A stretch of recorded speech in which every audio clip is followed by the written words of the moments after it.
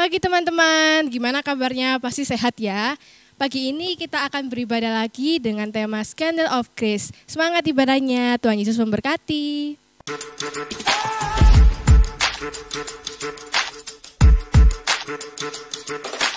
Shalom semuanya. Kita mau bersyukur kepada Tuhan karena kasih dan rahmat-Nya kita bisa hidup sampai saat ini.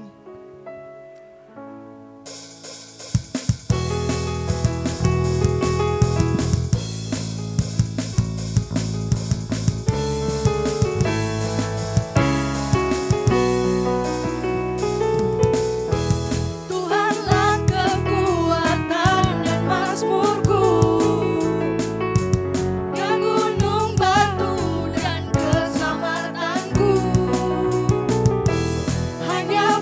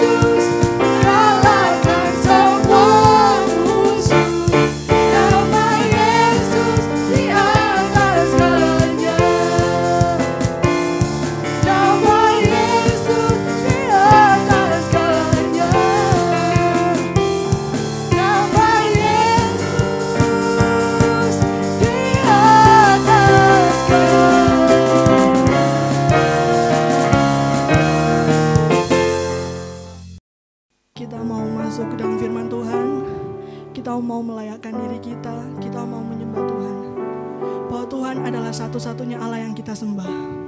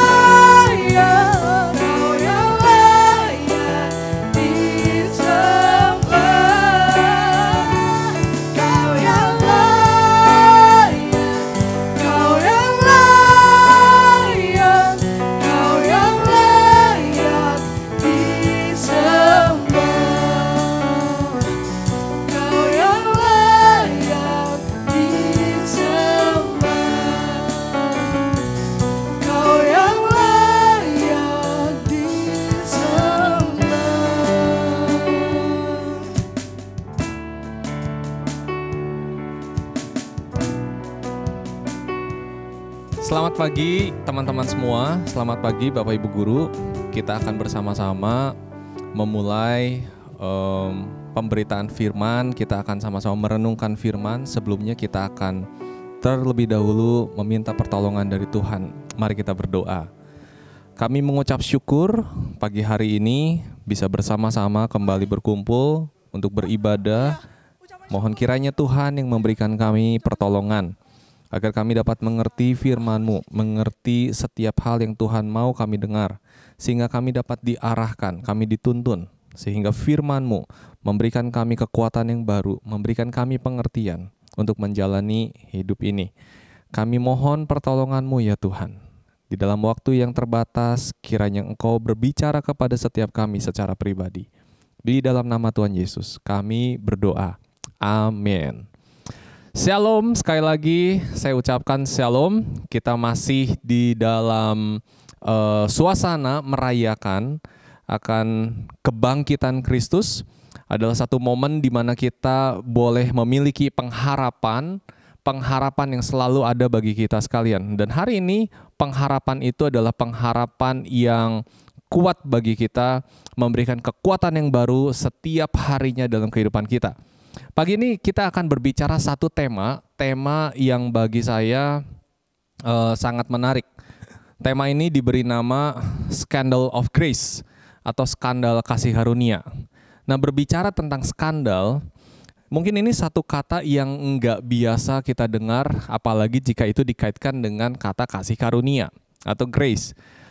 Skandal di dalam Kamus Besar Bahasa Indonesia memiliki pengertian adalah sesuatu atau perbuatan yang memalukan, yang kemudian bisa diketahui oleh banyak orang, perbuatan yang bisa dilihat oleh orang lain, yang merendahkan martabatnya.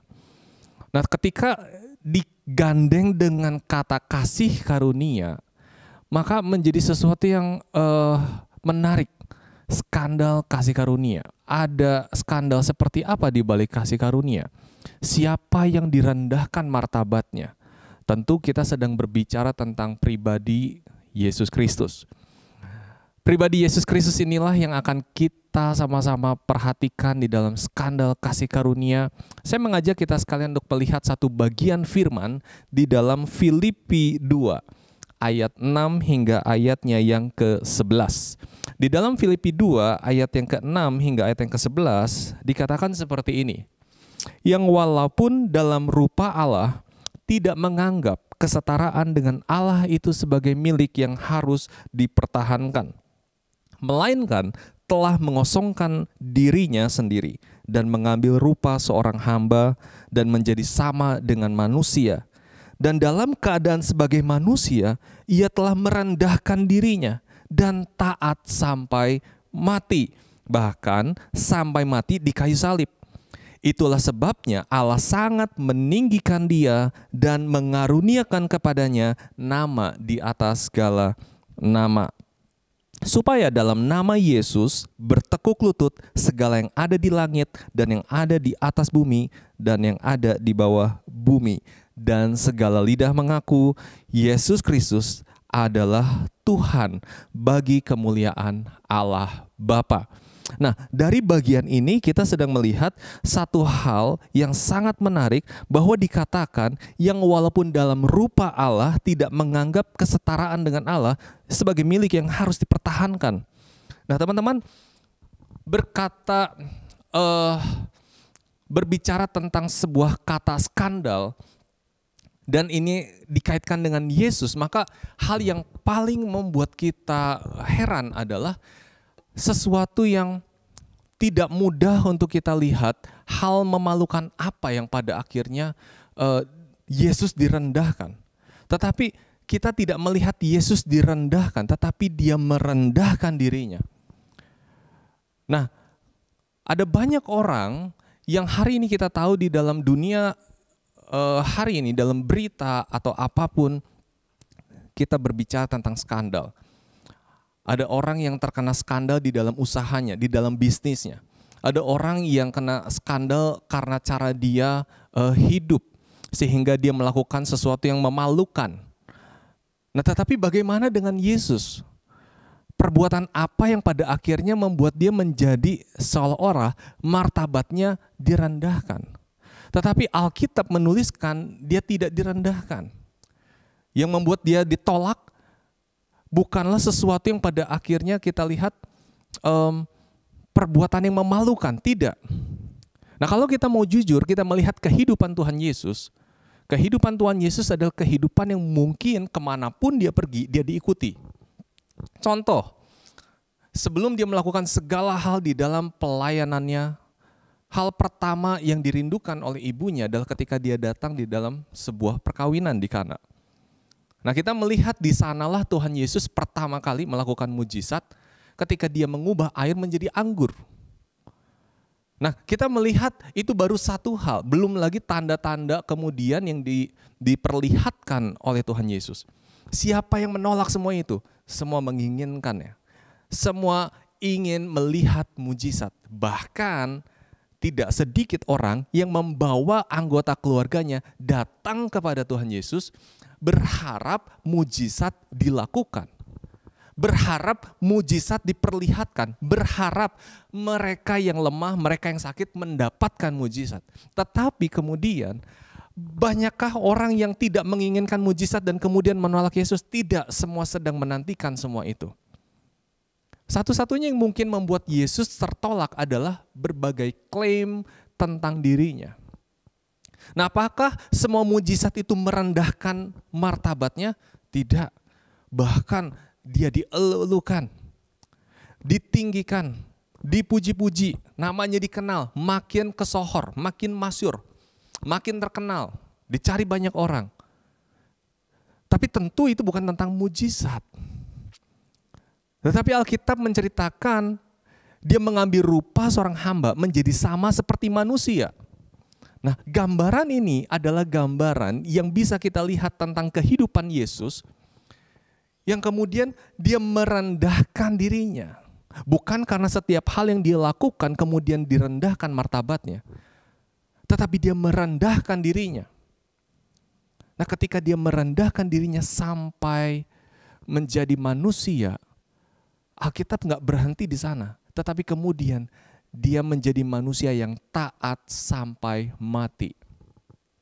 Dan Alkitab menjelaskan lebih lagi, mati di kayu salib.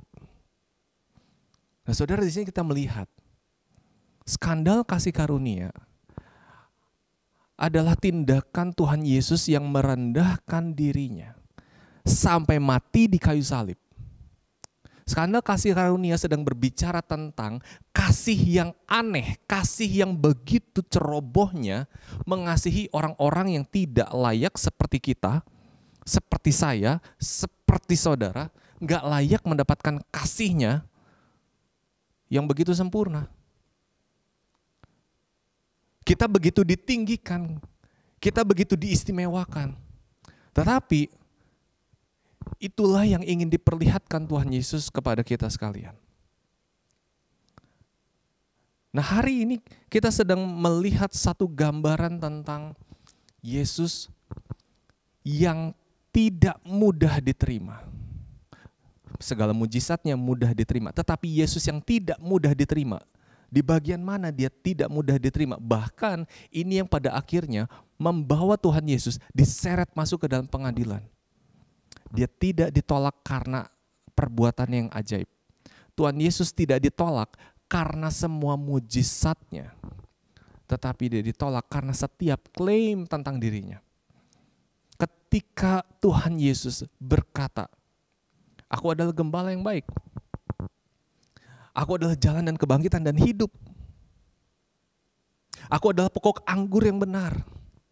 Aku adalah pintu, aku adalah terang." Kita melihat gambaran semua ini adalah klaim tentang dirinya. Dan itu gak mudah untuk diterima.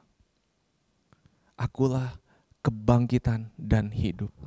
Wow, sebuah statement yang sangat-sangat hebat. Yang seharusnya hanya bisa dikatakan oleh orang yang bukan sembarangan. Tetapi semua itu bisa terlihat dari kehidupan yang berbeda yang dijalani oleh Tuhan Yesus. Memang dia tidak umum seperti orang kebanyakan, seperti para ahli agama pada waktu itu. Ada sesuatu yang berbeda dengan Tuhan Yesus, sehingga orang pun pada akhirnya bisa menerima, bisa mengerti. Tentu gak semua orang menerima.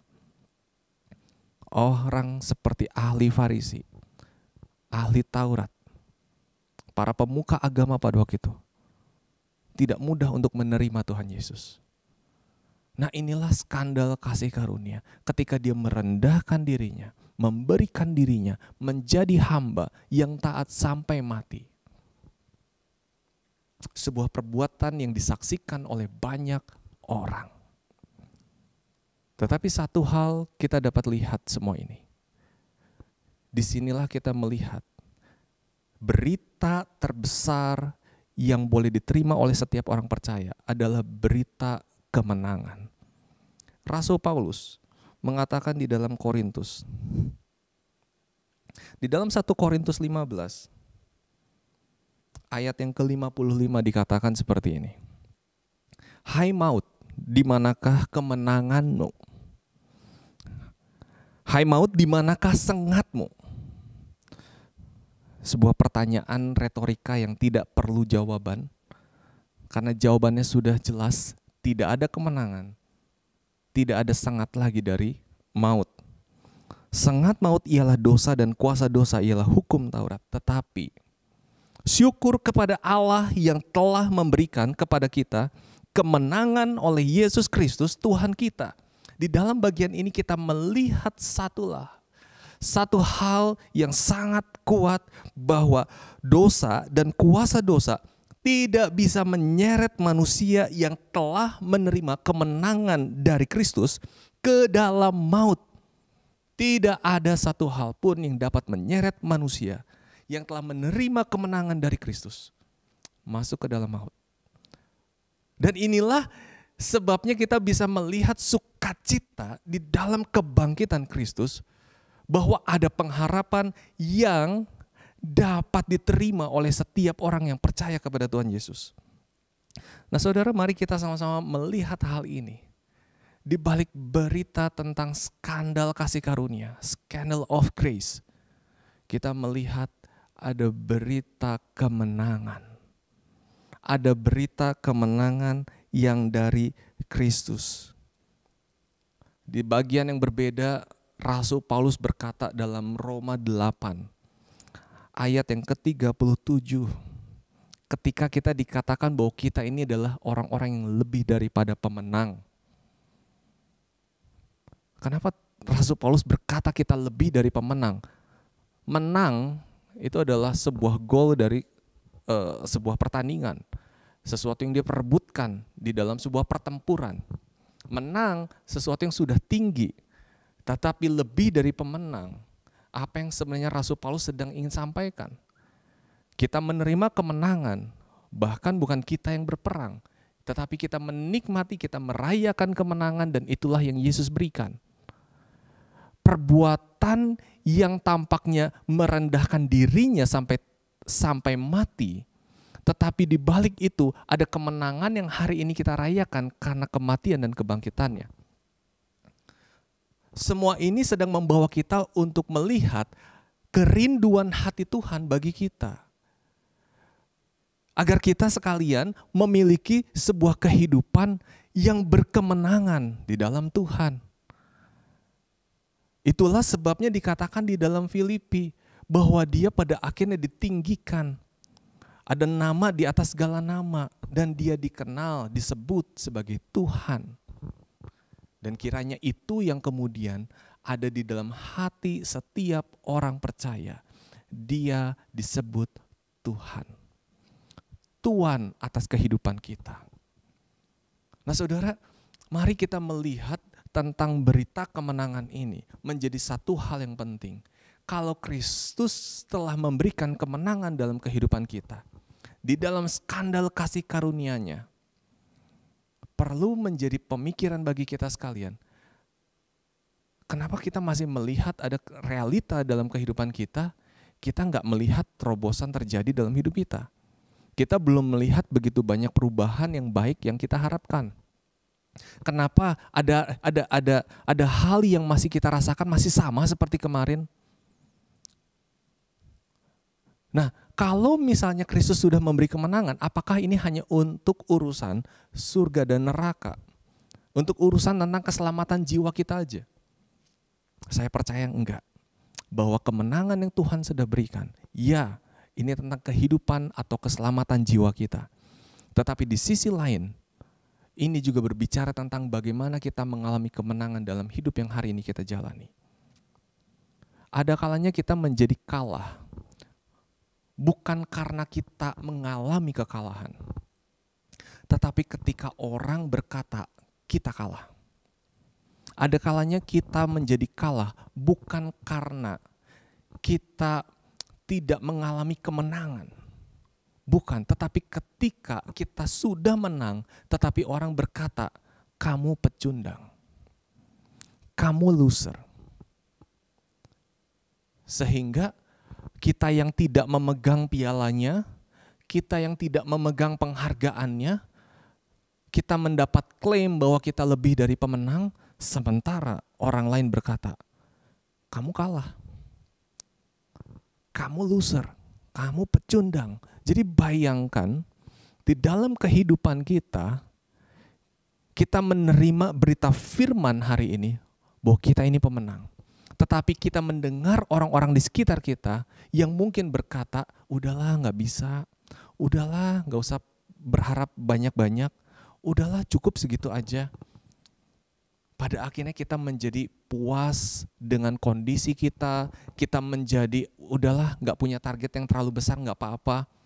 Pada akhirnya kita banyak mengasihani diri. Di tengah segala kesulitan hidup ini, pada akhirnya kita menjadi tawar hati.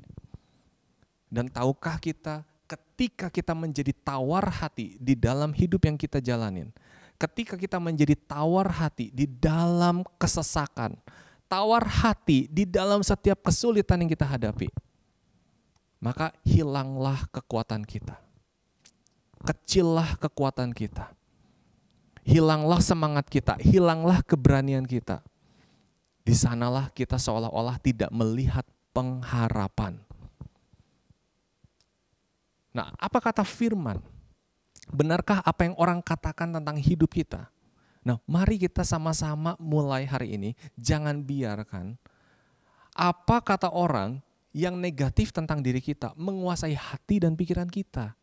Tetapi biarkan firman berbicara tentang diri kita. Nah, hari ini satu bagian di dalam Amsal 24, satu bagian yang sangat hebat, sangat kuat, sedang berbicara kepada kita. Saya akan bacakan. Amsal 24 ayat yang ke-10.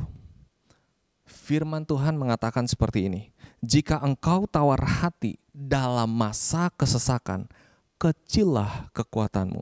Wow. Tawar hati itu bisa diartikan tidak bersemangat.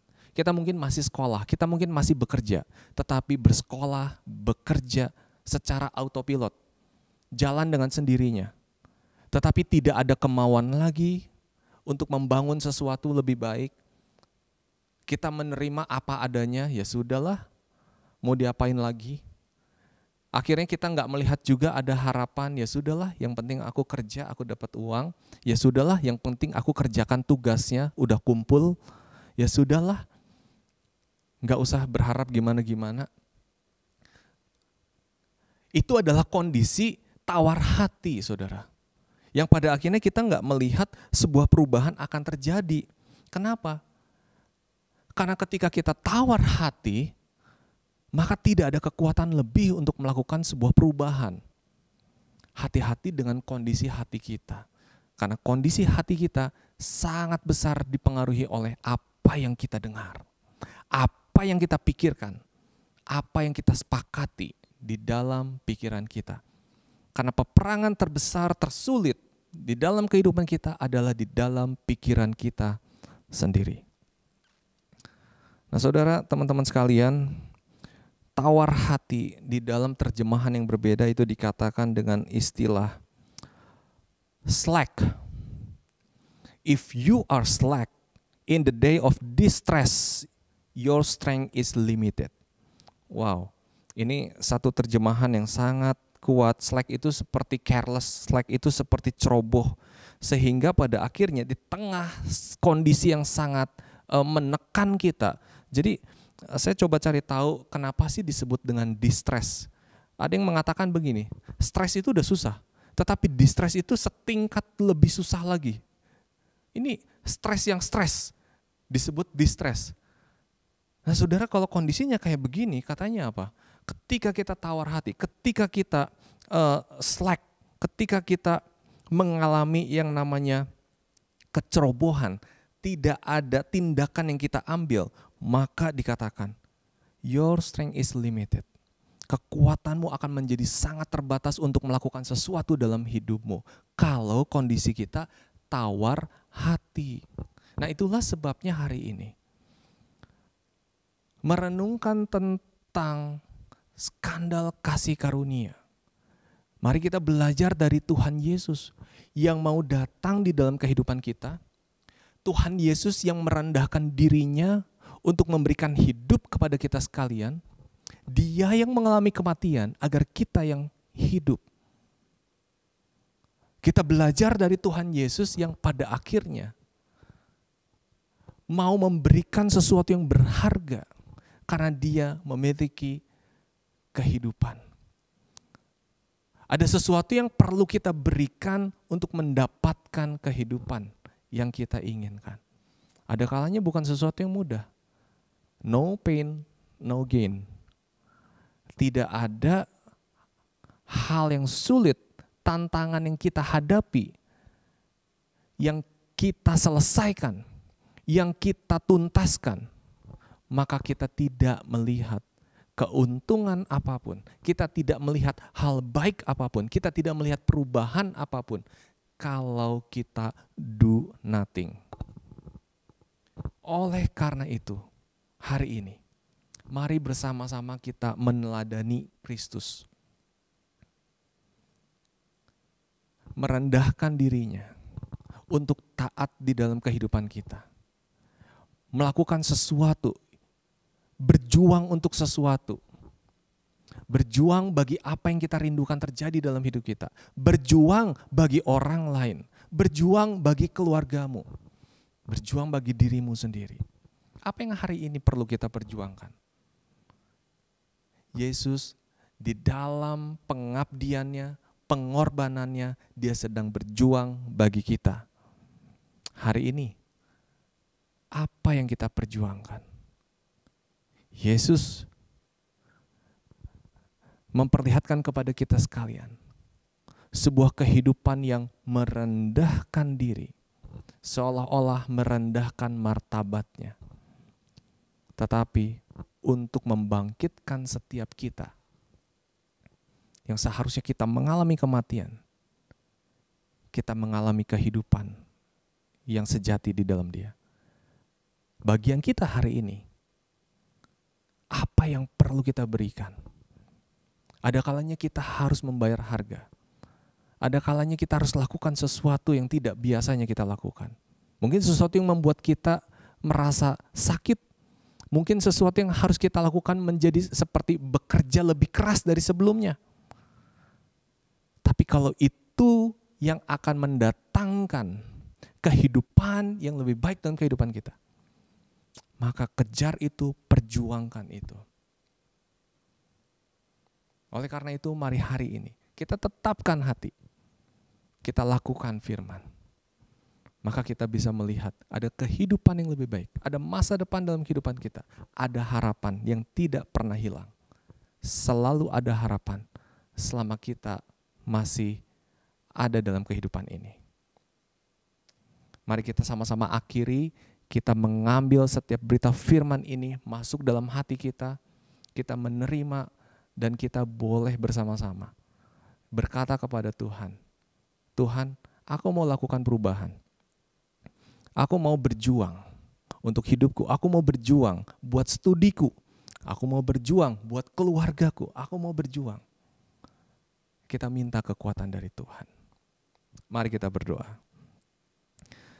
Kami mengucap syukur untuk setiap firman yang kami renungkan. Kami telah melihat bagaimana Tuhan telah merendahkan diri. Tuhan telah memperlihatkan bagaimana Engkau taat. Engkau menjadi sama seperti manusia. Bahkan Engkau menjalani sebuah kehidupan yang tidak mudah. Yang kami tahu, tidak ada seorang pun manusia yang sanggup menjalani kehidupan yang demikian. Tetapi hari ini kami belajar sungguh Tuhan. Kalau kebangkitan Kristus telah memberikan kami bukan hanya pengharapan, tetapi kemenangan. Ada kalanya kami hidup di dalam kekalahan. Ada kalanya kami hidup di dalam kesulitan untuk betul-betul mengalami kemenangan dalam hidup kami. Ada kalanya Tuhan, kami merasa gagal. Ada kalanya Tuhan, kami merasa gak mampu. Tapi hari ini kami mendengar firman, bahwa kami adalah lebih dari pemenang. Tuhan, kami mau belajar untuk tidak tawar hati di dalam setiap masa kesesakan.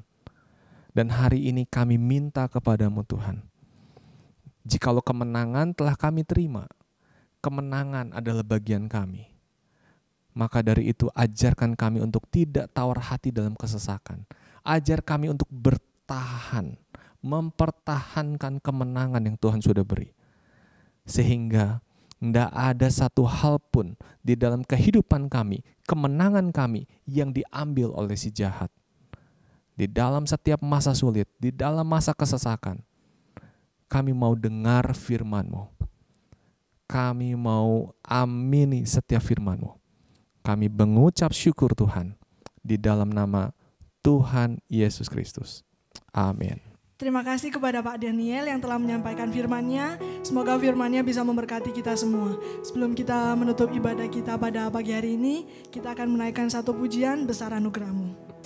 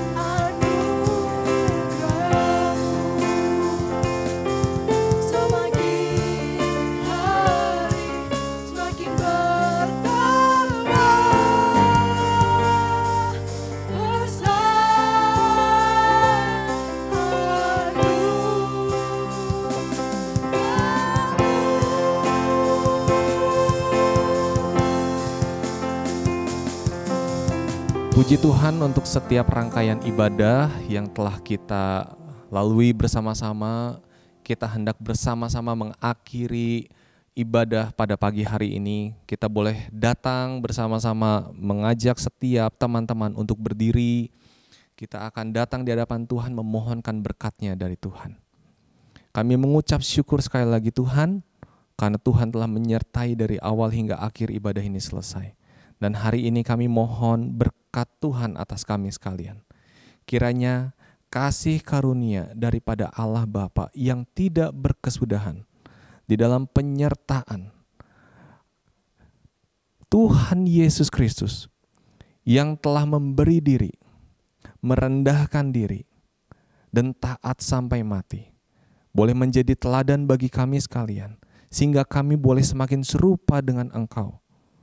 Di dalam pengabdian, di dalam setiap ketulusan, di dalam penyertaan Allah Roh Kudus yang kiranya memampukan kami untuk mengasihi Tuhan, melakukan firman, sampai Tuhan Yesus datang kedua kalinya. Amin.